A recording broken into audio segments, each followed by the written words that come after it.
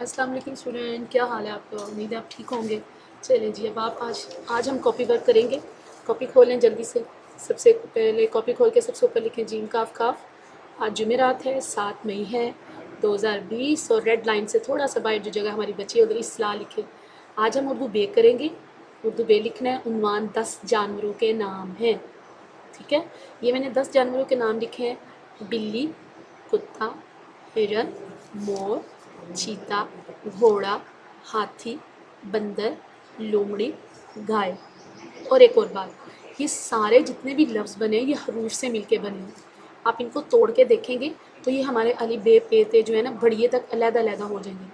और जब हम इनको चुन चुन के लाते हैं तो हमारे पास एक मखसूस से ख़ास लफ्ज़ बन के आ जाता है, और ये वही अल्फाज हैं, उन हरूफ से मिलके बने हैं।